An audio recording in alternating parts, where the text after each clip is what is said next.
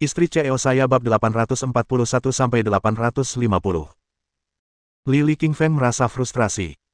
Tentu saja, ia tidak akan menuruti perintah wanita itu dan keluar dari mobil, karena ia takut wanita itu akan menyita mobilnya jika ia keluar. Dia tidak punya waktu untuk berdebat dengan wanita itu karena dia harus menjemput Yun He Zhang dan kembali ke kota Laut Timur. Pendek kata, dia sedang terburu-buru, dan tidak ada hal lain yang penting. Cantik, tolong bantu aku dan biarkan aku pergi, kata Qingfeng Li sambil tersenyum tipis. Tidak, aku tidak bisa. Sekarang keluar dari mobil. Bingbing Su bertekad. Sayang, wanita itu sangat mirip Meng Yaosu, kata Suelin tiba-tiba. Ia pernah bertemu Meng Yaosu dan melihat kemiripannya. Lily mengangguk. Ia juga melihat kemiripan itu dan menyadari bahwa keduanya bermarga Su. Cantik, apakah kamu kenal Meng Yaosu? Tanya Qingfeng Li sambil tersenyum. Meng Yaosu. Bingbing Su mengerutkan kening, dia adalah sepupu seniorku.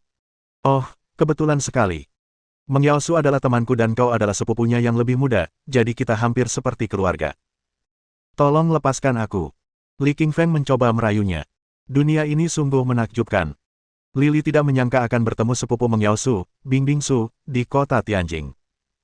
Seharusnya peluangnya lebih rendah daripada memenangkan lotre. Apakah kamu benar-benar kenal sepupuku? Bingbing Su bertanya dengan curiga.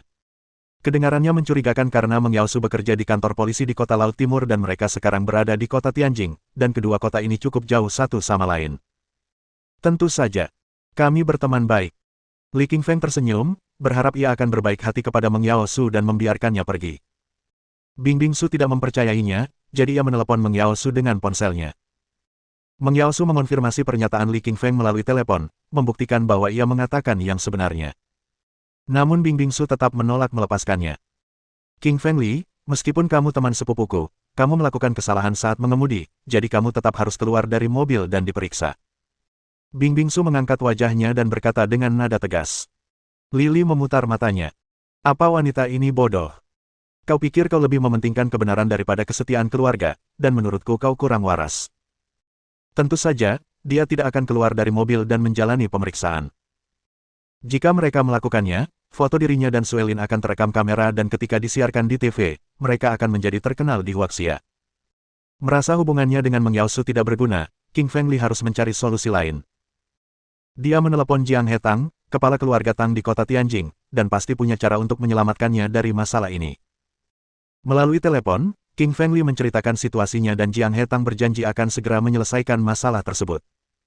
Jiang He Tang memiliki jaringan relasi yang luas di kota Tianjing. Atas permintaannya, salah satu temannya menelepon Bingbing Su untuk melepaskan Li Qingfeng. Setelah menerima panggilan itu, Bingbing Su melirik Qingfeng Li dan pergi dengan enggan.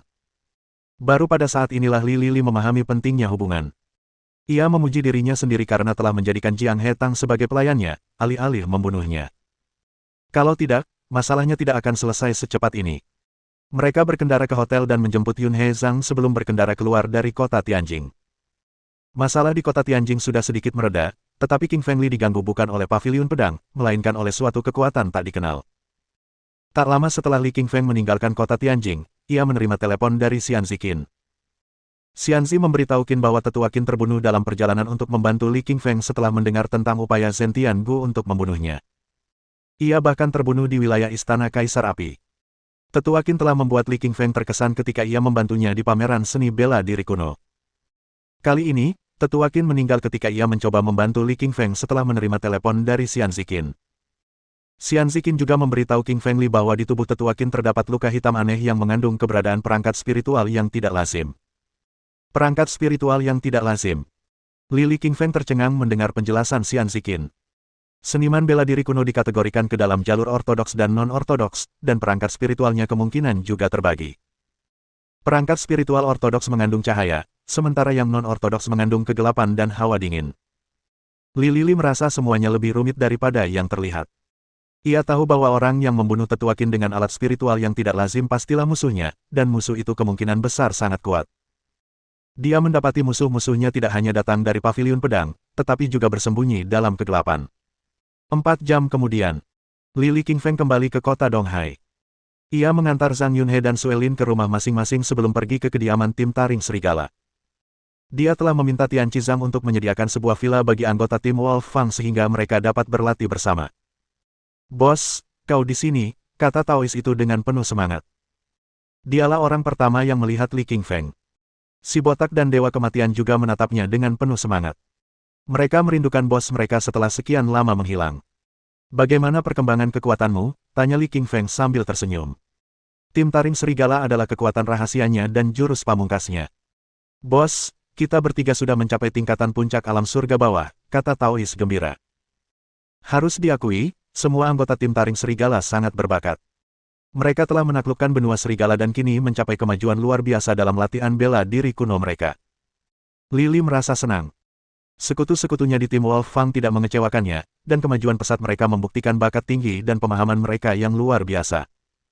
Ini beberapa ramuan surgawi tingkat tinggi. Ambillah dan kalian akan langsung menembus ke alam surgawi tingkat tinggi. Li Qingfeng menyerahkan pil-pil itu kepada mereka. Bos, kau hebat. Kau bahkan punya ramuan surgawi tingkat tinggi, kata Taois itu dengan nada penuh pencerahan. Yang lain juga menatapnya dengan kagum. Pantas saja dia bosnya, dia bahkan bisa memberi mereka hadiah berupa ramuan ajaib. Karena mereka semua mempelajari seni bela diri kuno, mereka memperoleh sedikit pengetahuan tentang dunia persilatan kuno. Eliksir adalah barang langka di dunia persilatan kuno, dan hanya pasukan kelas 1 dan super yang bisa mendapatkannya. Mereka tidak pernah membayangkan bos mereka akan memilikinya. Sambil tersenyum tipis, Li Qingshan terdiam. Jika para anggota tahu bahwa ia bisa membuat ramuan, mereka pasti akan tercengang. Bab 842. Pengikatan para petinggi Huaxia. Orang-orang dari tim Taring Serigala berhasil mencapai tingkat surga yang lebih tinggi setelah meminum pil Lili, yang membuatnya sangat bahagia. Ia tahu bahwa tim Taring Serigala adalah kartu rahasianya dan dapat memberinya keuntungan besar ketika mereka menghadapi klan seni bela diri kuno musuh. Li Lili mewariskan teknik pedang klan Gu, yang ia peroleh dari membunuh Zentian Gu, kepada Taois. Teknik itu merupakan ilmu pedang tingkat master dan jauh lebih hebat daripada teknik pedang yang ia peroleh dari Yoshichiro Isu. King Feng Li memberikan 2 buku ilmu bela diri lagi kepada si botak dan Dewa Kematian, yang juga dirampasnya dari guru-guru lain di alam Grandmaster. Dia mengobrol dengan mereka sebentar tentang alam Grandmaster lalu berdiri untuk mengucapkan selamat tinggal. Li Qingfeng menemukan tamu tak diundang ketika ia kembali ke rumah. Ia mengenakan seragam polisi, tetapi juga berbeda dari seragam tradisional. Ia memiliki karakteristik yang tajam, dengan alis gelap di atas mata besarnya, kulit kecoklatan, dan punggung yang tegak. Ada aura kekuatan yang kuat terpancar dari tubuhnya. Seorang wanita cantik berkulit putih duduk di samping pria parubaya itu. Wanita itu adalah Red Butterfly Ye. Suelin tengah duduk di sofa, melayani pria itu dan Red Butterfly Ye dengan teh. Dia berdiri dan tersenyum melihat King Feng Li masuk. Sayang, mereka sedang mencarimu. King Feng mengangguk sambil berjalan mendekat, menatap Red Butterfly Ye, lalu menatap pria parubaya itu. Dia menyadari bahwa lelaki itu adalah master tingkat akhir di alam Grandmaster dari kekuatan yang dipancarkannya. Dia merasakan suasana yang tidak biasa saat melihat seorang master tahap terakhir berada di sini bersama Red Butterfly Ye. Raja Serigala, izinkan saya memperkenalkan Yuan Lei Zhang dari Biro Keamanan Khusus Huaxia. Biro Keamanan Khusus. Li Qingfeng mengerutkan kening saat mendengar nama yang baru pertama kali didengarnya. Ia tahu tentang kantor polisi, polisi kriminal, dan tim taring naga, tetapi belum pernah mendengar tentang Biro Keamanan Khusus. Kupu-kupu merah Ye melanjutkan sebagai pengantar yang sudah jelas, Raja Serigala, biar ku jelaskan. Kami, sebagai tim taring naga, hanya bertanggung jawab atas dunia sekuler dalam melindungi presiden, dan Biro Keamanan Khusus bertanggung jawab atas dunia seni bela diri kuno. Dan Raja Naga sekarang menjadi anggota Biro Keamanan Khusus. King Feng Li terkejut ketika kupu-kupu merah Ye menyebutkan Raja Naga sebagai anggota Biro Keamanan Khusus karena dia sudah lama tidak melihatnya. Raja Serigala, kami dari Biro Keamanan Khusus telah mempelajari segalanya tentangmu di dunia seni bela diri kuno. Kau ingin bergabung dengan kami sebagai bakat yang tak tertandingi dan berkontribusi bagi Huaxia. Yuan Lei Zhang berdiri dengan senyum di wajahnya. Dia tahu betul betapa hebatnya Li Qingfeng. Dia telah membunuh begitu banyak master di dunia seni bela diri kuno sehingga dia bisa dengan mudah masuk 20 besar. Biro Keamanan Khusus pasti ingin menyerap seorang jenius seperti dia. Maaf, tapi saya tidak berniat bergabung dengan kekuatan manapun. Li Qingfeng menggelengkan kepalanya dan langsung menolak tawaran itu. Dari percakapan itu, ia mengetahui bahwa Biro Keamanan Khusus adalah departemen keamanan di Tiongkok dan dibentuk khusus untuk para seniman bela diri kuno. Li Qingfeng tidak ingin terlibat dengan Tiongkok karena perairan di sana sangat dalam. Raja Serigala, jangan terburu-buru mengambil keputusan. Kita, sebagai rakyat Huaxia, perlu memikirkan kepentingan terbaik negara kita. Biro Keamanan Khusus tidak akan membatasimu selama kau tidak melanggar batas tertentu. Selain itu, kami selalu mengikuti perkembangan semua kekuatan seni bela diri kuno karena kami adalah pasukan khusus di Huaxia. Misalnya, kami tahu siapa pembunuh Tuan Qin dari Istana Kaisar Api. Raja Serigala, untuk menunjukkan ketulusan undanganku, aku akan memberitahumu bahwa Raja Neraka dari Istana Raja Hantulah yang membunuh Tetua Qin. Dia baru saja memperoleh sebuah alat spiritual yang tidak lazim dan sangat kuat. Jelas bahwa Yuan Leizang memberikan undangan tulusnya kepada Lily. Ia bahkan membocorkan beberapa rahasia yang bahkan tidak diketahui oleh keluarga-keluarga seni bela diri kuno. Raja Neraka membunuh Tuan Qin. Lily tertegun sejenak, dan kilatan dingin terpancar dari matanya. Ia tidak tahu bahwa Raja Neraka, musuh bebuyutannya, telah memperoleh alat spiritual dan membunuh Tuan Qin. Kau pantas mati, Raja Neraka. Mata King Fengli dipenuhi aura dingin dan pembunuh. Raja Serigala, kami tidak akan menganggap remeh keikutsertaanmu dalam pemilihan ini. Kami akan memberimu hak untuk mengendalikan kehidupan dan kau bisa membunuh siapapun yang tidak bertindak demi kepentingan terbaik Huaxia. Kami bahkan bisa mempromosikanmu ke posisi Mayor Jenderal. Mayor Jenderal. Napas Li Qingfeng tercekat saat mendengar posisi Mayor Jenderal, karena ia tahu posisi itu melambangkan kepercayaan Tiongkok kepadanya.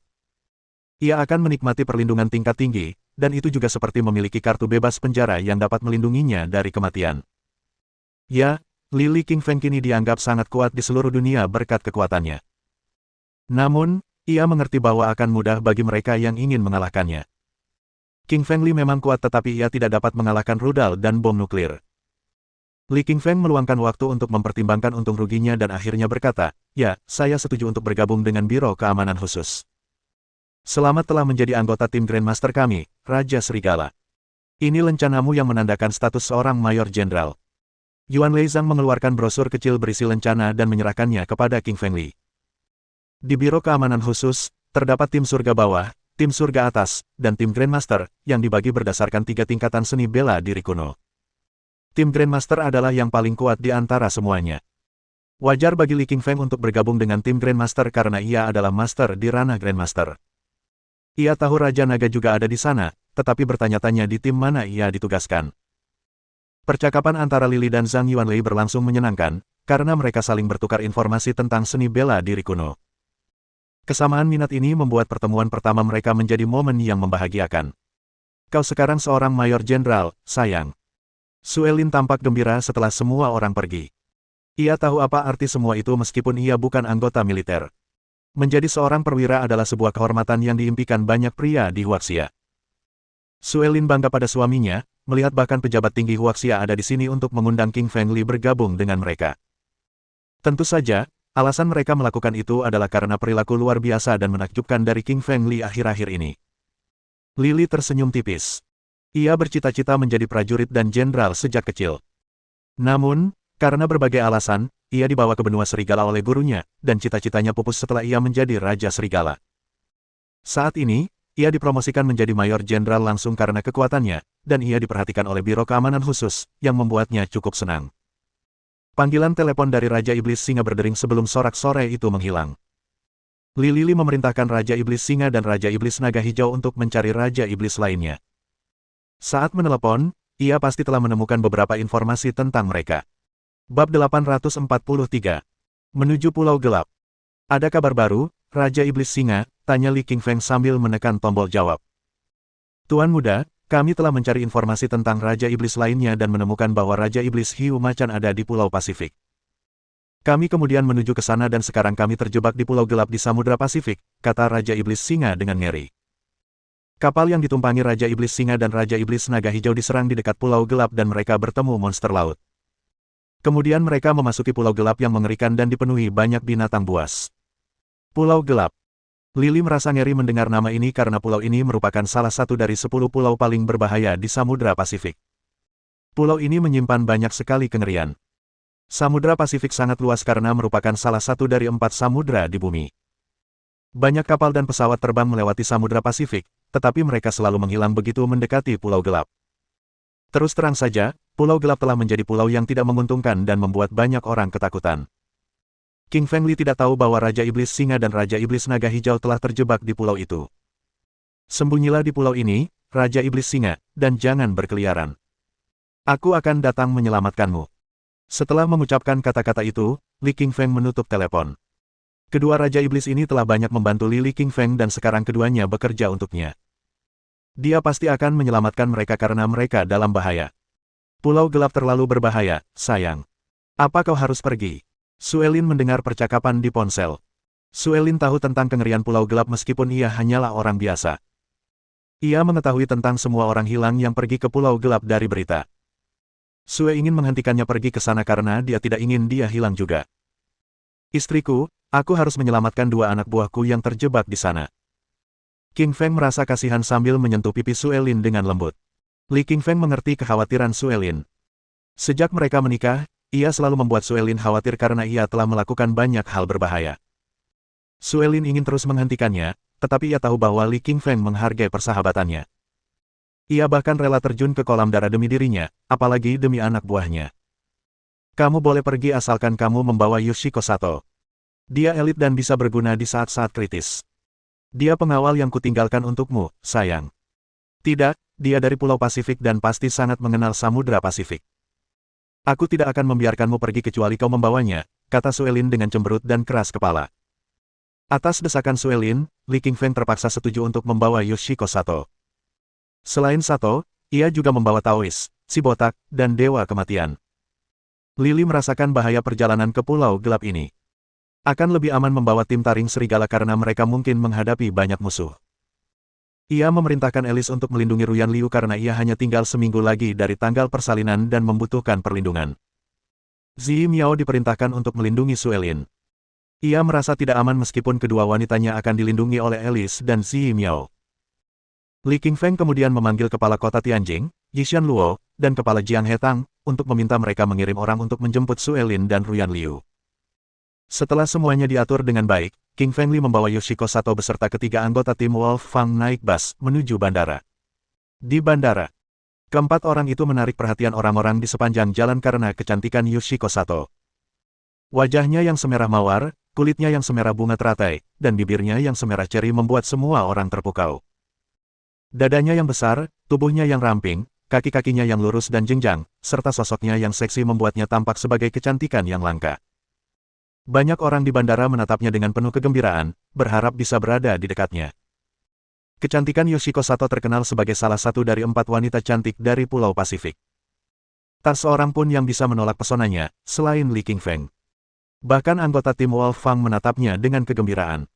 Bos, apakah wanita cantik ini pacar barumu? Taois itu menepuk lengan Li Qingshan dan berbisik. Bukan, dia Yoshiko Sato, salah satu pelayanku, kata Qingfeng Li. Terlalu baik, bos memang terlalu baik, bahkan pelayannya pun secantik ini. Daois terlalu takut untuk berbicara dengannya karena dia adalah master yang kuat di alam Grandmaster. Tatapan dinginnya pada Daois sudah membuatnya takut untuk berbicara dengannya. Mereka naik pesawat dan lepas landas ke Deep Sea City dari Eastern Sea City. Deep Sea City adalah tempat terbaik untuk menuju ke Dark Island karena merupakan kota pelabuhan di tepi lautan. 6 jam kemudian, pesawat itu mendarat di Deep Sea City, tempat sebuah kapal mewah raksasa diparkir di pelabuhan.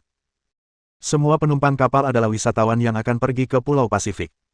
Karena Pulau Gelap terletak tepat di antara Huaxia dan Pulau Pasifik, Li dan rombongannya berencana untuk turun di tengah perjalanan. Kapal penumpang mewah ini begitu besar sehingga mampu mengangkut beberapa bus besar. Kapal ini terbagi menjadi 5 kabin dengan banyak suite mewah selain ruang kendali kapten dan pelaut.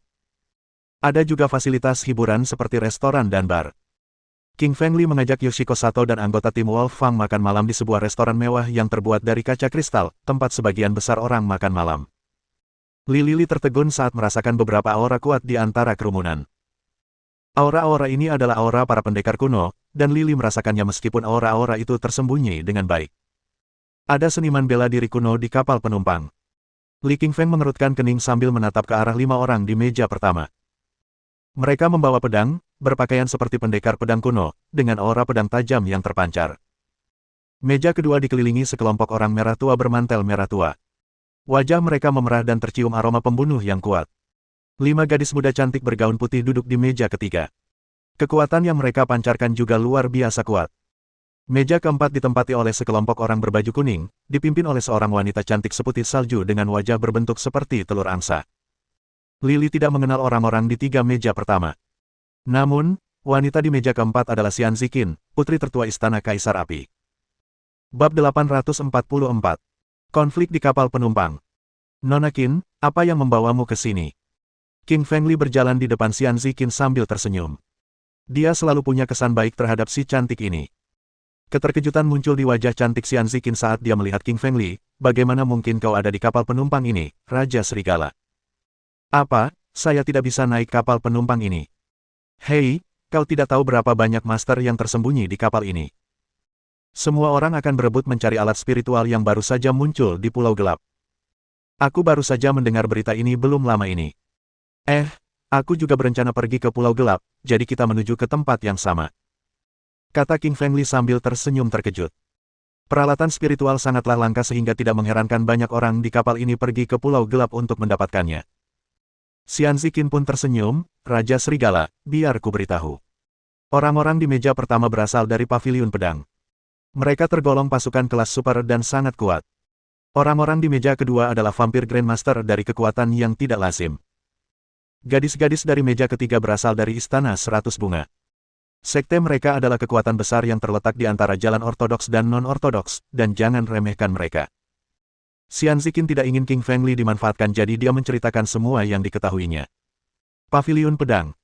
Ekspresi wajah Li King Feng sedikit berubah saat ia melirik kelima orang di meja pertama. Kelimanya adalah pendekar pedang tingkat 4 dengan aura kuat yang terpancar dari tubuh mereka. Tatapan dinginnya sama sekali tidak menunjukkan sikap ramah terhadap orang-orang dari Paviliun Pedang. Merasakan tatapannya, pemimpin parubaya itu menoleh ke arah Li King Feng dan menatapnya dengan dingin juga. Li Feng memalingkan mukanya saat ahli pedang parubaya yang perkasa itu menatapnya. Prioritasnya saat ini adalah menyelamatkan Raja Iblis Singa dan Raja Iblis Naga Hijau, alih-alih memberi pelajaran kepada orang-orang dari Paviliun Pedang. King Fengli memperhatikan beberapa elit tingkat tinggi yang dibawa Xian Ziqin bersamanya adalah master dari alam Grandmaster dari Istana Kaisar Api. Istana Kaisar Api memang merupakan kekuatan kelas super, karena semua orang di sekitarnya adalah penguasa alam Grandmaster. Li King Feng bahkan merasakan aura mengerikan dari salah satu orang tertua bermantel abu-abu. Ia berada di puncak alam Grandmaster. Saat Xian Ziqin memperkenalkan King Fengli kepada orang-orang dari Istana Kaisar Api, beberapa dari mereka terlalu sombong untuk berbicara dengannya, yang membuatnya merasa sedikit canggung. Terima kasih sudah bercerita tentang Pulau Gelap, Nona Qin. Sepertinya aku harus pergi ke tempat lain. King Feng melambaikan tangan dan pergi bersama anak buahnya. Tidak perlu baginya untuk tinggal dan makan bersama orang-orang dari Istana Kaisar Api karena dia tahu bahwa mereka tidak menyukainya. King Fengli tahu bahwa orang-orang dari Istana Kaisar Api sangat arogan, kecuali Xian Ziqin. Nona, mengapa Anda memberitahu pemuda itu segala sesuatu tentang alat spiritual di Pulau Gelap dengan hormat? Tetua berbaju abu-abu itu mengerutkan kening karena tidak puas. Dia adalah tetua pertama Istana Kaisar Api, dan bukan orang biasa. Dia mengikuti Xian Ziqin ke sini untuk mendapatkan perangkat spiritual dari Pulau Gelap. Xian Ziqin mendesah, mengetahui bahwa si tetua terbiasa bersikap sombong dan bahwa dia tidak menghormati siapapun kecuali ayahnya di Istana Kaisar Api. Penatua pertama, dia adalah Raja Serigala yang sangat berbakat yang telah membunuh Zhen Tiangu. Xian Ziqin tersenyum dan menjelaskan, berharap tetua itu bisa menunjukkan rasa hormat kepada King Fengli. Penatua berjubah abu-abu itu mengerutkan kening, Nyonya muda, kita harus menjaga jarak darinya hanya karena dia membunuh Zhen Tiangu. Anda harus tahu bahwa Zhen Tiangu berasal dari Paviliun Pedang dan mereka tidak lebih lemah dari Istana Kaisar Api kita. Li King Feng memang bakat yang sangat kuat dan tak tertandingi, tetapi Paviliun Pedang bahkan lebih kuat. Oleh karena itu, tetua berbaju abu-abu kurang menyukai Li King Feng di antara keduanya. Xian Ziqin mengerutkan kening karena tidak puas dengan ucapan tetua itu, padahal dia memiliki hubungan baik dengan lelaki itu dan telah mengembangkan perasaan khusus terhadapnya sejak kejadian di makam Raja Ramuan. Tetua pertama tidak memiliki niat baik terhadap King Fengli, tetapi Xian Ziqin memilikinya. Tim King Fengli menduduki meja kelima karena 4 meja pertama sudah terisi semua.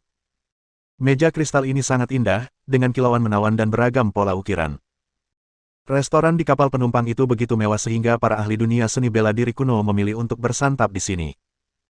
King Fengli duduk bersama Yoshiko Sato di sebelah kiri dan Taois, pria botak, dan Dewa Kematian di sebelah kanan. Sekelompok pria berpakaian hitam masuk dari kabin tepat setelah mereka duduk. Ada sekitar 7 atau 8 orang, dan orang bisa tahu bahwa mereka bukan orang biasa dari wajah mereka yang kecoklatan dan kekuatan dahsyat yang terpancar dari tubuh mereka. Pemimpinnya adalah seorang pemuda berusia sekitar 25 tahun dengan pedang besar di punggungnya. Ia sangat kuat untuk usianya dan tampak sangat bodoh. Pergi ke tempat lain, meja nomor 5 milikku. Pria berbaju hitam itu berjalan ke arah King Feng Li dan berkata dengan agresif. Semua orang di restoran ini memiliki status tinggi dan kekuasaan yang besar sehingga pria berpakaian hitam memilih King Feng Li untuk disinggung karena dia tidak berani menyinggung keempat meja lainnya. Dia arogan, tetapi tidak cukup bodoh untuk meminta orang-orang di 4 meja pertama pergi. Dia menyadari betapa kuatnya mereka, tetapi tidak mengenali Li Qingfeng, itulah sebabnya dia meminta Li Qingfeng pergi. Siapa berani menyuruh kami pergi? Si botak langsung berdiri dan berteriak. Si botak punya temperamen paling buruk di antara tim taring serigala. Dia selalu menyuruh orang lain meninggalkan meja, jadi bagaimana mungkin dia mengabaikan orang yang memintanya pergi sekarang? Botak, akulah Master Muda Sekte Pedang Hitam, Ao Hei. Jangan bilang aku tidak mengingatkanmu untuk pergi, kata Ao Hei dingin dengan arogan. Sekte Pedang Hitam. Pria botak itu pasti pernah mendengar tentang Sekte Pedang Hitam karena dia adalah seniman bela diri kuno dan memiliki pemahaman yang lebih baik tentang dunia seni bela diri kuno. Sekte Pedang Hitam terkenal di dunia seni bela diri kuno karena kekuatan dan pengaruhnya yang tinggi. Ao Hei bukan hanya seorang penguasa muda, tetapi juga seorang master yang sangat kuat, peringkat ke-39 dalam daftar Grandmaster karena ia berada di ranah Grandmaster tingkat menengah. Mereka datang ke sini setelah menerima informasi tentang perangkat spiritual di Pulau Gelap. Meja-meja di restoran melambangkan status seseorang, dan hanya mereka yang berstatus tinggi yang boleh duduk di depan. Ao Hei ingin menunjukkan kekuatannya dengan duduk di depan. Sialan, botak. Apa kau tidak mendengar kata-kataku? Ao Hei melihat si botak berdiri diam dan mengumpat. Satu hal yang paling dibenci si botak adalah dipanggil botak dan Ao Hei jelas-jelas telah menginjak bom itu. Bab 845. Peri bunga. Siapa yang kau panggil botak, dasar makhluk kotor? Si botak mencibir dengan nada menghina. Pemimpin muda Sekte Pedang Hitam yang kuat itu sangat kecoklatan karena latihan kerasnya dalam ilmu pedang di bawah matahari. Si botak benci dipanggil botak dan Ao Hei benci dipanggil kotor. Hidupmu sudah berakhir, botak. Ao Hei mencibir. Kekuatan dahsyat terpancar darinya, membuat meja-meja di dekatnya bergetar. Seorang master yang murka akan membawa sungai darah. Pepatah ini berarti bahwa amarah seorang seniman bela diri di alam Grandmaster tidak mudah tersulut, tetapi jika tersulut, seseorang pasti akan mati. Si botak itu dalam masalah setelah membuat Ao Hei marah seperti itu. Dia salah satu dari 81 Grandmaster Ortodoks. Kau benar, aku baru saja menyadari kalau tingkat kultivasi si botak itu tidak terlalu tinggi. Aku heran kenapa dia berani mengumpat Ao Hei. Si botak itu bodoh sekali. Dia akan membuat orang-orang yang bersamanya mendapat masalah juga karena mereka juga terlihat lemah. Kebanyakan orang di dekatnya adalah seniman bela diri kuno dan mereka mulai mengobrol sambil menatap si botak dengan ejekan. Ao Hei adalah seorang bangsawan terkenal di dunia seni bela diri kuno, dan orang-orang memujanya meskipun kulitnya sangat kecoklatan dan penampilannya kurang menarik. Ia sangat kuat dan seorang guru akan dipuja dimanapun ia berada. Si botak bisa merasakan ejekan dari kerumunan, tetapi dia tidak peduli karena dia tahu itu bukan masalah selama King Feng Li ada di sana. Gurunya, King Feng Li, baginya merupakan representasi dewa yang tak terkalahkan dan dia akan menjaga mereka, tidak peduli apakah itu Ao Hei TL, yang berarti kebanggaan hitam atau kebanggaan putih. Ledakan. Tinju Ao Hei merobek udara dan menghantam pria botak itu dengan kekuatan yang luar biasa. Kekuatan dahsyat tinju alam Grandmaster ini mendorong si botak mundur beberapa langkah bahkan sebelum mendarat di atasnya. Si botak baru mencapai alam surga tingkat tinggi setelah menyelesaikan latihan seni bela diri kuno, jadi ia sama sekali bukan tandingan Ao Hei. Mata King Feng Li berkilat dengan niat membunuh saat dia mengulurkan tangan kanannya dan menggenggam tinju Ao Hei. Apa? Kau mencengkeram tanganku? Ao Hei tercengang oleh orang yang menangkap tinjunya yang seberat 10.000 kilogram. Ao Hei menekan kekuatan itu dengan esensi vitalnya karena ia tidak ingin menyerah. Namun, sebuah dorongan tak terduga dari telapak tangan Li Qingfeng mendorongnya mundur 4 atau 5 meter. Orang-orang menatap King Feng Li dengan heran, bertanya-tanya siapakah orang kuat ini. Wajah Ao Hei memucat, matanya berkilat marah. Sungguh kehilangan muka karena dihina di depan begitu banyak orang. Kau tahu siapa aku, Bung? Beraninya kau bersikap kasar padaku, kata Ao Hei dengan wajah muram. Enyahlah, cibiran King Li. Li Qingfeng memang tahu siapa Ao Hei, tapi dia tidak peduli dengan Ao Hei. Apalagi Sekte Pedang Hitam, dia bahkan tidak peduli dengan paviliun pedang. Ao Hei sangat marah mendengar ucapan King Feng Li karena tidak ada seorang pun yang berani memperlakukannya seperti ini di dunia seni bela diri kuno. Kutukan King Fengli menarik perhatian semua orang, termasuk orang-orang dari Istana 100 Bunga di meja ketiga. Kelima wanita dari Istana 100 Bunga semuanya cantik, tetapi pemimpinnya adalah yang paling menawan. Ia berusia sekitar 24 tahun dengan kerudung yang menutupi wajahnya. Dadanya sebesar pepaya dan kulitnya seputih giok putih. Dari lekuk tubuhnya, kecantikannya tak tertandingi. Wanita bercadar itu tak lain adalah peri bunga dari Istana 100 Bunga. Ia adalah seorang supermaster yang berada di peringkat 15 besar dalam daftar Grandmaster. Peri bunga memandang King Fengli dengan penuh minat karena hanya sedikit orang di dunia seni bela diri kuno yang berani menyulitkan Ao Hei. Peri, orang yang mengutuk Ao Hei pasti akan mendapat masalah nanti, kata seorang wanita lembut di sampingnya. Peri bunga tersenyum, sulit untuk mengatakannya karena pemuda ini cukup berkarakter. Kita lihat saja nanti. King Fengli memperhatikan tatapan peri bunga dan merasakan kekuatan tersembunyi yang kuat darinya, begitu kuatnya hingga membuatnya terkejut. Bajingan, aku akan menunjukkan kepadamu apa yang bisa kulakukan. Ao Hei mencibir dan memutuskan untuk memberi pelajaran pada King Fengli. Alam pedang hitam, teriak Ao Hei saat aliran kekuatan hitam terpancar darinya, menyelimuti area seluas 10 kaki persegi dan memenuhi area tersebut dengan pedang-pedang hitam. Esensi vital yang dihasilkan pedang hitam menebas ke arah King Fengli, merobek udara. Alam gravitasi, gumam King Fengli dengan suara rendah. Ruang itu langsung diselimuti oleh alam gravitasi lili. Kekuatannya 5 kali lebih kuat, yang sepenuhnya mengamankan dan membekukan semua pedang hitam esensi vital di bawah bebannya. Ao Hei berharap dapat menekan King Fengli dengan seluruh esensi vitalnya, tetapi ternyata hal itu sia-sia. Dia bingung karena dia tidak sebanding dengan King Fengli baik dari segi kekuatan maupun alam. King Fengli tiba-tiba meningkatkan kekuatan hisap wilayah gravitasinya dan mengangkat semua pedang asli ke udara, dan mengarahkannya ke arah Ao Hei. Ao Hei ketakutan melihat pedang-pedang yang datang ke arahnya, jadi ia buru-buru menarik kembali kekuatan alamnya. Saking terburu-burunya, tubuhnya tiba-tiba mundur dan menabrak meja, membuat gelas di atasnya terguling. Air pun tumpah ke sekujur tubuhnya. Ao Hei menatap King Fengli dengan geram, sialan, kekuatan kerajaannya begitu kuat. Dia terbiasa menganggap dirinya tak terkalahkan, tetapi Ao Hei sekarang benar-benar ditekan oleh King Fengli. Aduh! PFTT. Peri bunga tak kuasa menahan tawa setelah mendengar tantangan Ao Hei. Tawanya begitu menawan, membuat hati para pendengar bergetar dan membuat mereka berharap lebih. Tubuhnya yang lembut mulai bergetar karena tawanya dan sangat menawan untuk dilihat, seperti pohon willow yang melambai. Yang terpenting, kerudung di wajah peri bunga memberikan kesan kecantikan yang samar, membuat orang ingin mengangkatnya dan memperlihatkan wajahnya yang menawan. Apa yang kau tertawakan, peri bunga? Tanya Ao Hei dengan sedikit ketidakpuasan. Aku menertawakan keangkuhanmu karena kau tidak sebanding dengan pemuda ini. Ia menunjuk ke arah King Fengli dengan jari halusnya yang sehalus batu giok dan berkata dengan nada mempesona. Bab 846. Badai di laut. Wajah Ao Hei terlihat sangat buruk, dengan semburat hijau besi, saat peri bunga dengan kurang ajar meremehkannya dengan mengatakan bahwa dia bukan tandingan King Fengli. Meskipun dia tidak tampak marah dengan komentar itu karena dia tahu bahwa peri bunga sangat kuat di Istana 100 Bunga.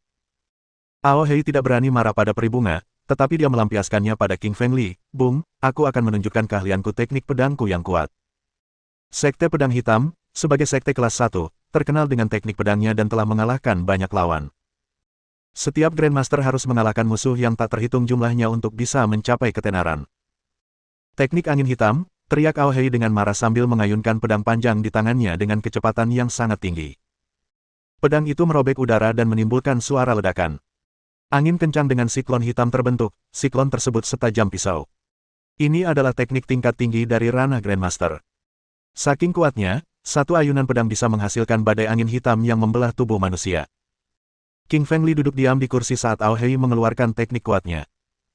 Orang-orang di sekitar mereka sangat terkejut ketika mereka melihat pemuda itu begitu sombong hingga tidak berani melawan.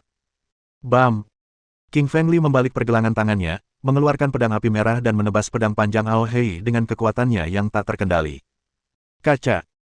Pedang Ao Hei retak akibat suara itu, patah menjadi dua bagian dan jatuh ke tanah di depan tatapannya yang tercengang. Pedang api merah memancarkan energi pedang tajam ke arah Ao Hei setelah menebas pedang panjangnya. Energi itu menembus kulitnya dan darah menyembur keluar. Puh! Ao Hei meludahkan darah sambil mundur karena terkejut. Satu ayunan pedangnya dan Ao Hei kalah. Mana mungkin Ao Hei kalah dari pemuda ini hanya dengan satu ayunan pedang. Dia kan master dalam daftar Grandmaster. Anda benar, betapa besarnya jurang pemisah di antara mereka. Siapakah pemuda yang kuat ini? Orang-orang mulai mengobrol karena terkejut. Meskipun King Feng Li terkenal di dunia seni bela diri kuno, hanya sedikit orang yang pernah mendengar namanya dan lebih sedikit lagi yang pernah melihat wajahnya. Secerca kejutan bersinar melalui mata indah peri bunga karena dia tidak menyangka King Feng Li begitu kuat hingga mampu mengalahkan Ao Hei dengan satu gerakan. Pedang panjangmu adalah alat spiritual, tanya Ao Hei dengan heran. Alasan yang ditemukan Ao Hei atas kegagalannya sendiri adalah perangkat spiritual yang dimiliki komponennya. Ao Hei cukup cerdas untuk mengetahui bahwa pedang yang memotong senjata tingkat Grandmaster-nya pastilah sebuah perangkat spiritual. Semua orang menatap King Feng Li dengan penuh keserakahan dan kegembiraan saat mendengar bahwa senjatanya adalah perangkat spiritual. Orang-orang ini berada di kapal penumpang ini karena mereka ingin memperjuangkan sebuah alat spiritual di Pulau Gelap. Jadi, wajar saja jika mereka bersemangat ketika ada satu di sini. Beberapa orang siap maju dan berebut senjata tetapi tak seorang pun bergerak maju saat mereka memikirkan kekuatan besar King Feng Li. Tentu saja, tidak semua orang takut pada Li King Feng. Kelima pendekar pedang di meja pertama melotot ke arah Li King Feng dengan penuh semangat. Pemimpin pendekar pedang itu adalah seorang pria parubaya berusia sekitar 40 tahun. Tiba-tiba ia berdiri dan berjalan ke arah ini. Nak, aku akan mengampuni nyawamu asalkan kau menyerahkan perangkat spiritual itu. Siapakah kamu dan mengapa aku harus memberikannya kepadamu? Nak, dengarkan baik-baik. Akulah tetua ketiga paviliun pedang, Xiao Gu, jadi sebaiknya kau patuh, kata Xiao Gu dengan nada mengancam dan wajah muram. Xiao Gu. Orang-orang di sekitar mereka terkejut mendengar nama itu. Xiao Gu adalah salah satu dari 81 Grandmaster ortodoks dan lebih kuat daripada Ao Hei. Ia adalah seorang master ilmu pedang peringkat ke-15 dalam daftar Grandmaster. Ia jelas ingin berebut perangkat spiritual pedang panjang milik Lili karena pedang perkasa adalah favoritnya. Siapa Zentian Gu bagimu? Li King Feng merasa mereka mungkin memiliki hubungan karena nama keluarga mereka sama-sama Gu. Ia mengerutkan kening dan bertanya tiba-tiba. Zentian Gu adalah saudaraku. Kenapa kau bertanya? Oh, aku ingin mengingatkanmu bahwa akulah yang membunuh Zentian Gu. Jadi, aku tidak keberatan memberimu tumpangan ke neraka dan mempertemukan kalian kembali jika kau mau. Dame Yu. Kau adalah Li King Feng, aku mengenalmu sekarang. Aku hampir saja membunuhmu untuk balas dendam, jadi hari ini adalah kebetulan yang sempurna. Wajah Xiao Gu yang sedingin es memancarkan aura pembunuh. Zhen Gu ingin membalas dendam begitu mendengar kematian Zentian Gu, tetapi ia mengurungkan niatnya untuk sementara waktu karena perangkat spiritual di Pulau Gelap. Itulah sebabnya ia naik kapal penumpang ke Pulau Gelap, alih-alih pergi untuk membunuh Li King Feng. Seseorang tidak bisa menghindari musuhnya. Siapa sangka Xiao Gu akan bertemu dengan Li King Feng di kapal ini. Dia pasti akan membalas dendam untuk adiknya dan merebut alat spiritual ini di saat yang sama. Keduanya mengacungkan pedang mereka di udara dan niat membunuh memenuhi ruangan seolah-olah pertempuran akan terjadi sebentar lagi. Ledakan. Suara keras terdengar dari luar kapal penumpang dan kapal mulai bergetar hebat. Cangkir dan mangkuk jatuh ke lantai dan pecah berkeping-keping sementara meja dan kursi terus bergetar. Semuanya sembunyi. Ada badai di luar. Seorang staf kapal penumpang bergegas masuk dan berteriak. Semua orang tampak pucat mendengar berita itu dan begitu pula dengan King Feng Li, saat mereka menghentikan pertempuran. Berbeda dengan perjalanan darat, musuh terbesar dalam perjalanan laut adalah badai. Jika tidak hati-hati, kapal penumpang akan terbalik dan semua orang di dalamnya akan tewas akibat badai yang dahsyat. Kebanyakan orang pasti akan mati jika dilempar ke lautan tak berujung. Baik King Feng Li maupun Xiao Gu tahu bahwa saat itu bukan saat terbaik untuk bertarung karena semua orang akan terbunuh jika kekuatan pertarungan mereka membalikkan kapal. Tunggu saja kematianmu di sini, Li King Feng. Aku akan mengurusmu setelah badai ini, kata Xiao Gu dingin dengan wajah muram. Kapan saja? King Feng Li tersenyum bangga. Dia harus membunuh Xiao Gu jika bukan karena badai itu juga. Xiao Gu pergi bersama pendekar pedang lainnya dari paviliun pedang sambil mendengus. Badai di luar begitu dahsyat hingga menghantam penumpang ke kiri dan ke kanan, menimbulkan suara keras. Banyak seniman bela diri kuno kembali ke kamar tidur mereka dari restoran karena jauh lebih aman di sana. Namun, peri bunga malah berjalan ke arah luar, bukannya ke kamar tidurnya. Li King Feng mengerutkan kening dan bertanya pada dirinya sendiri, apa yang dilakukan peri bunga ini, malah pergi keluar, bukannya ke kamarnya. Mustahil menemukannya kalau dia tenggelam di lautan oleh badai. Bab 847. Munculnya kapal bajak laut.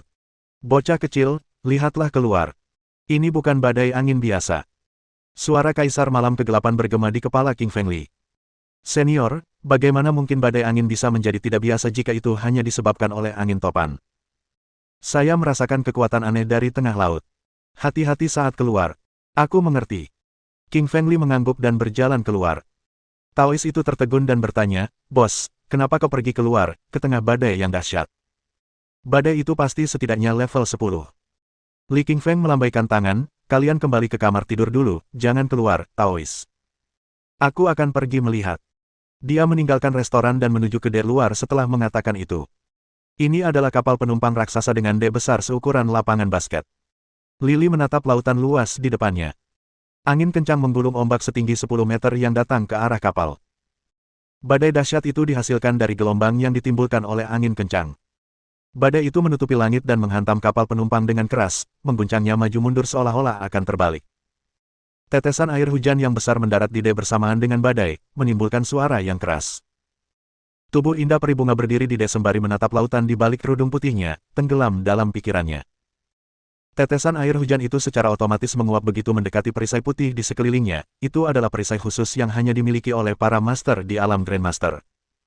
Lili memutar esensi vitalnya dan menciptakan perisai putih. Tetesan air hujan pun terbelah saat ia melangkah maju. Peri bunga berbalik ketika mendengar langkah kaki dan dia terkejut melihat King Fengli. "Apa yang kamu lakukan di luar?" Peri bunga tersenyum dan bertanya dengan suara yang menyenangkan dan menawan. King Fengli tersenyum, "Aku di sini untuk melihat seorang gadis cantik." Petik 2. Peri bunga terkejut saat mengetahui bahwa King Fengli sedang menggodanya, padahal dia adalah peri yang mulia dan berkuasa dari istana 100 bunga. Peri bunga merasakan malu bercampur marah pada awalnya, lalu perasaan unik karena King Fengli adalah orang pertama yang menggodanya secara langsung. King Fengli tertawa ketika melihat peri bunga tampak marah, "Jangan pedulikan lelukonku." Petik 2. "Lelukonmu itu tidak lucu, King Fengli," kata peri bunga dengan marah. Ia sudah tahu nama King Fengli di restoran. Ledakan. Terdengar suara keras ketika ombak lain menghantam kapal saat mereka sedang berbicara. Ombak kali ini sangat tinggi, dan saat mendekati mereka berdua, peri bunga sedikit mengangkat tangan rampingnya dan melambaikannya secara acak. Ombak besar itu berubah menjadi tetesan air yang tak terhitung jumlahnya dan langsung jatuh ke laut karena terjangan ombak. Tahap puncak alam Grandmaster. Lili tercengang oleh kekuatan dahsyat yang terkandung dalam gelombang ini. Ia tahu bahwa peri bunga pasti berada di puncak alam Grandmaster. Tidak hanya itu, King Fengli juga merasakan energi yang kuat dari tubuhnya dan menyadari apa yang tersembunyi di bawah tubuh wanita ini sungguh mengerikan. Untuk pertama kalinya, Li Qingfeng menunjukkan ekspresi muram setelah menyadari betapa kuatnya peri bunga. Bahkan saat melawan Xiaogu dari paviliun pedang, ia tidak menunjukkan ekspresi seperti itu. Badai dahsyat itu menimbulkan gelombang setinggi lebih dari 10 meter yang menghantam kapal penumpang, tetapi peri bunga hanya diam menatap ke arah lautan. King Fengli mengalihkan perhatiannya dari peri bunga ke angin liar dan dia merasakan sedikit ketertarikan, mengeluarkan manual dan mulai mengamati dan memahami. Hal terpenting tentang dunia badai adalah kekuatan angin, dan angin kencang badai adalah contohnya. Li Qingfeng menarik perisai esensi vitalnya saat ia berdiri di dek, membiarkan angin dan badai menghantam tubuhnya. Angin bisa begitu lembut hingga membelai wajah Anda, tetapi bisa juga begitu kencang hingga merobek tubuh Anda. Seperti yang diperkenalkan, untuk memahami kekuatan ini, seseorang harus merasakan kekuatan angin terlebih dahulu dan itulah yang dilakukan King Fengli. Sejujurnya, angin adalah fluktuasi udara dan dapat disebabkan oleh manusia maupun alam. Misalnya, angin terbentuk ketika terjadi konveksi antara udara dingin dan udara panas. Angin datang entah dari mana dan pergi kemanapun dan tidak dapat dipahami atau ditebak. Angin bertiup kencang melewati tubuhnya saat melewati King Fengli, membuat kulitnya sedikit sakit. King Fengli melepaskan pertahanannya dan membiarkan angin kencang bertiup ke dalam tubuhnya, merasakan kekuatan angin itu dengan tubuh dan pikirannya. Dia sudah menguasai alam Grandmaster dan telah menguasai alam Inferno dan alam gravitasi, jadi dia sudah cukup berpengalaman saat menguasai alam badai. Ia menguasai metode dasar angin dalam sekejap dan menciptakan tornado di udara dengan kekuatan pikirannya. Tornado itu memang kecil, tetapi tetap saja, itu adalah angin. King Fengli tampak gembira setelah keberhasilan pertama dan terus membangun tornado dengan kekuatan pikirannya. 1, 2, 3. Semakin banyak yang dihasilkan dan ratusan di antaranya membentuk badai raksasa pada akhirnya. Kecerdasan King Fengli dan kekuatan angin kencang di lautan membantunya menaklukkan alam badai. Harus kami katakan, itu adalah pertolongan dari Tuhan karena tidak akan mudah bagi King Fengli untuk memahami alam badai jika bukan karena angin kencang.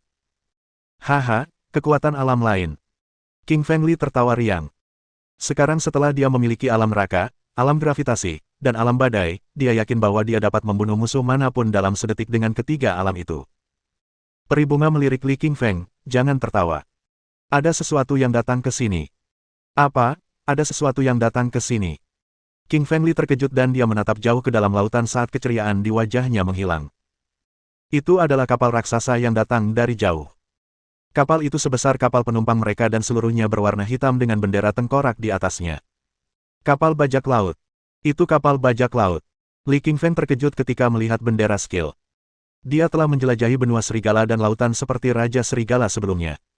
Tim taring serigala hampir musnah total ketika mereka bertemu kapal bajak laut. Mereka bukan bajak laut biasa, tetapi bajak laut kuat yang menguasai seni bela diri dan memiliki meriam serta mesiu di kapal. Beberapa bajak laut yang kuat bahkan dapat memanggil monster laut di lautan untuk menyerang kapal penumpang dengan metode khusus mereka. Bab 848. Monster Laut Gurita Besar. Ada beberapa seniman bela diri kuno yang kuat di kapal bajak laut itu, kata peri bunga, masih menatap ke kejauhan. Qingfeng Li bingung, bagaimana kamu tahu itu?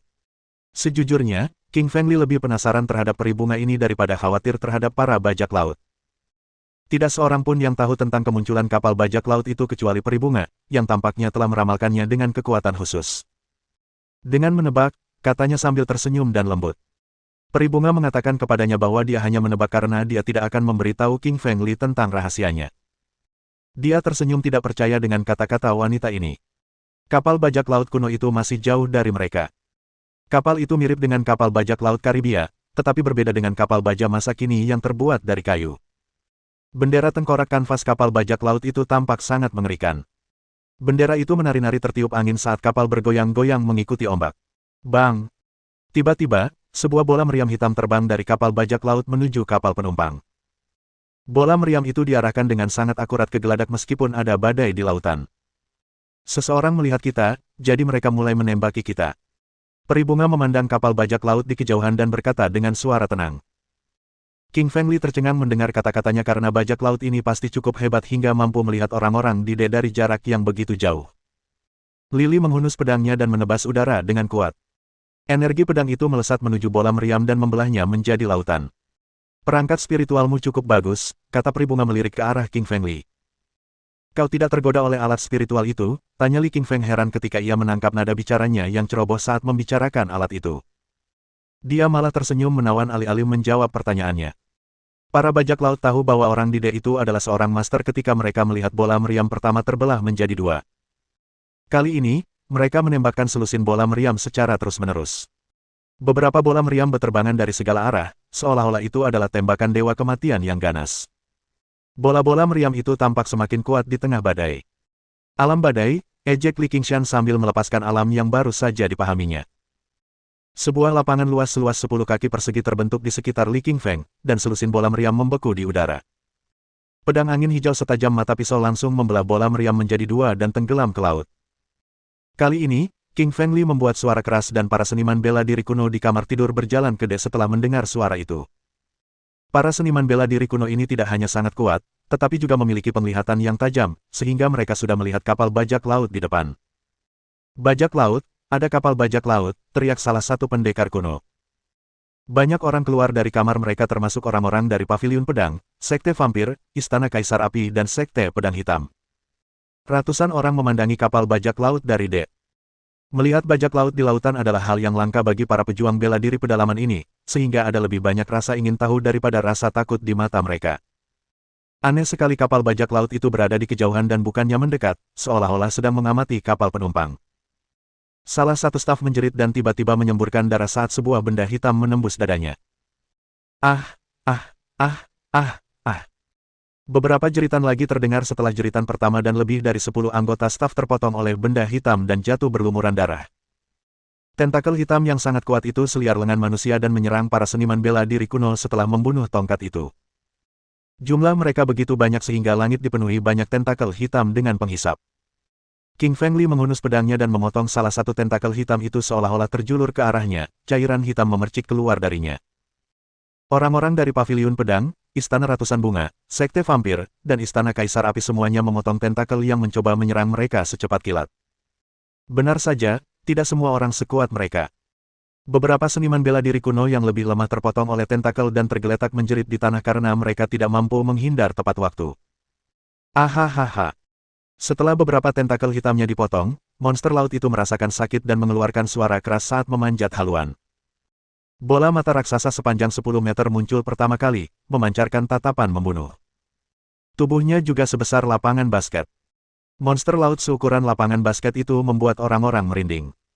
Itu gurita raksasa dari laut dalam. King Fengli tercengang melihat penampakan monster laut itu. Seperti monster laut Karibia, monster laut gurita dengan banyak tentakel ini adalah hewan peliharaan Davy Jones. King Fengli menyadari semuanya nyata setelah menyaksikannya hari ini karena dia dulu mengira monster laut dalam film semuanya palsu.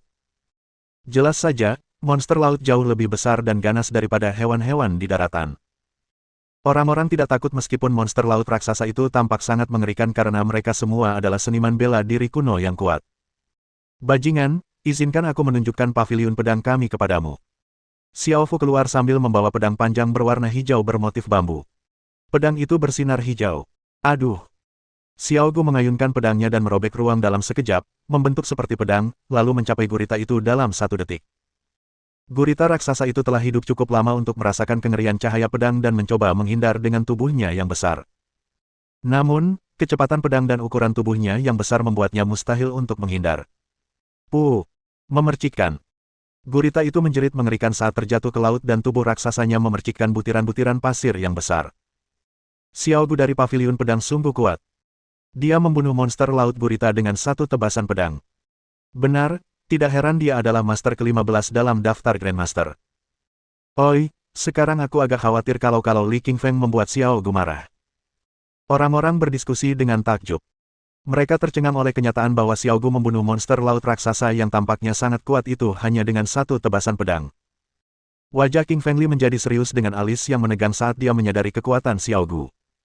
Bab 849. Teror Pulau Gelap. Kapal bajak laut itu berbalik arah dan menyerang kapal penumpang setelah monster laut gurita itu dibunuh oleh Xiao Gu. Peri bunga tersenyum, bajak laut itu cukup kuat karena mereka bisa mengendalikan monster di bawah laut dalam. Mengendalikan monster laut. Tatapan mata Li Qingfeng semakin dalam mendengar ini. Ia pasti pernah mendengar legenda bajak laut, dan beberapa di antaranya, bajak laut ahli bela diri kuno yang kuat, telah menguasai metode khusus untuk memaksa monster laut menyerang manusia. King Fengli tahu alasan para bajak laut itu pergi adalah karena mereka mengetahui betapa kuat dan sulitnya mengalahkan orang-orang di kapal penumpang, melihat kematian gurita raksasa itu. Badai laut terus berlanjut dengan menghantam geladak kapal disertai angin kencang dan hujan lebat, meski para perompak mundur. Hujannya sangat deras sehingga dalam sekejap mata darah Dide pun terhapus dan tidak akan ada seorang pun yang dapat memberitahu orang-orang meninggal di sini sekarang jika mereka tidak menyaksikannya sendiri. Xiao Gu melirik ke arah King Fengli dengan dingin dan berjalan menuju kamar tidur. Yang lain juga pergi mengikuti Xiao Gu dengan tatapan aneh ketika melihat Li Qingfeng. Mereka yakin dia pasti dalam masalah besar karena telah menyinggung Xiao Gu yang berkuasa. Sebaiknya kau berhati-hati dengan Xiao Gu, dan juga Li Qingshan, peri bunga mengingatkannya sambil tersenyum. King Feng tertawa sembarangan, tidak perlu khawatir. Petik 2.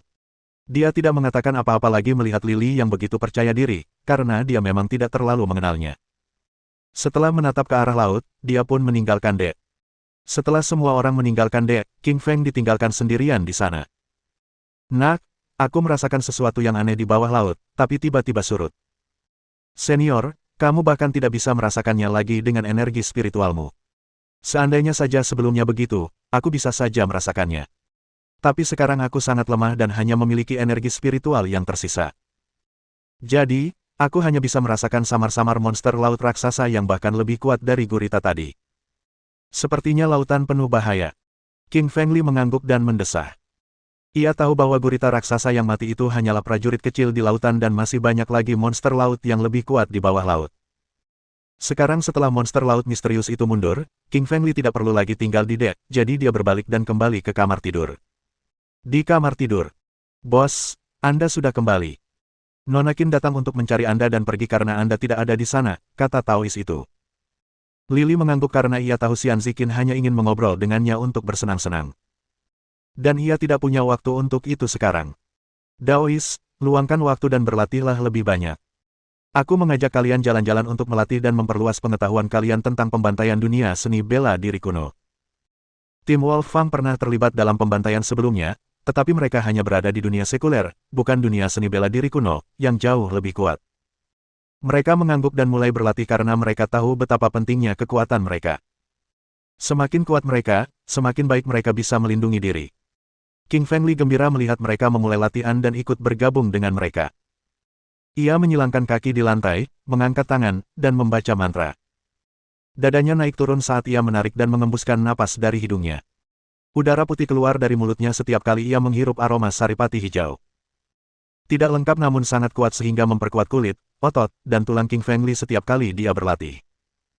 Aroma saripati hijau masuk ke tubuh King Fengli melalui pori-porinya dan membersihkan meridiannya, memanjangkannya lebih besar sehingga dapat menampung saripati vital yang lebih banyak.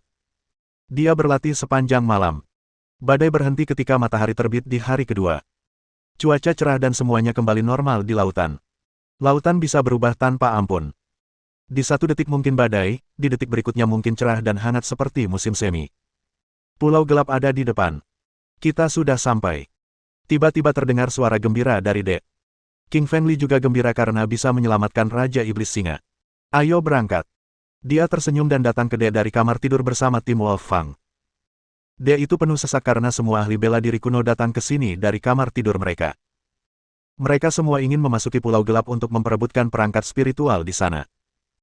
King Fengli memandang ke kejauhan dan melihat sebuah pulau hitam raksasa dengan batu-batu hitam, pohon-pohon hitam, bunga-bunga hitam, dan segalanya hitam.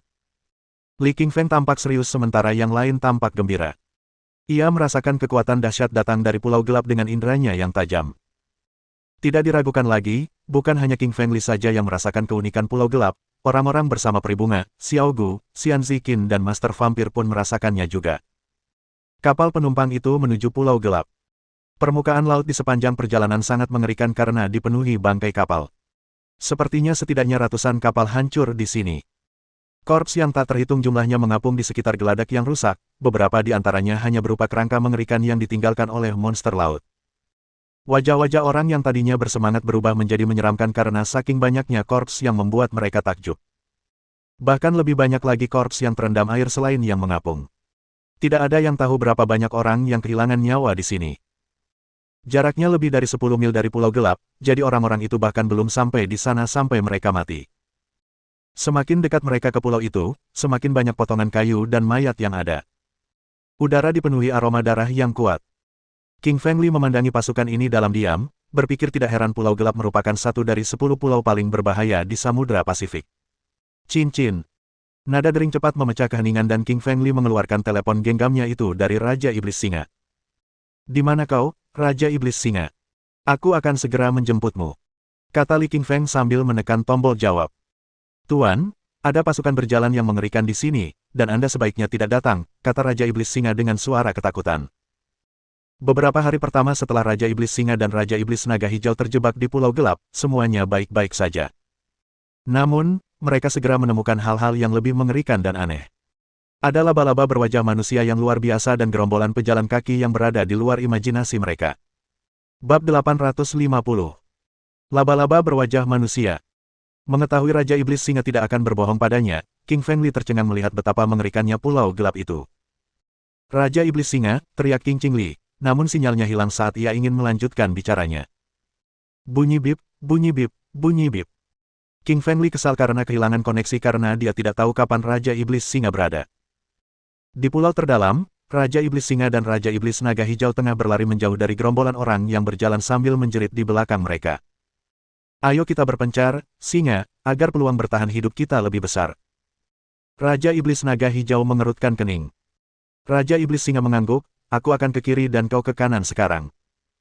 Raja Iblis Singa mulai melompat ke kiri sementara Raja Iblis Naga Hijau berlari dengan liar ke kanan. Mata bara api yang sekarat dari tanaman itu dipenuhi kebingungan di persimpangan. Namun kemudian mereka memancarkan sinar hijau aneh dan mengejar Raja Iblis Singa di sebelah kiri.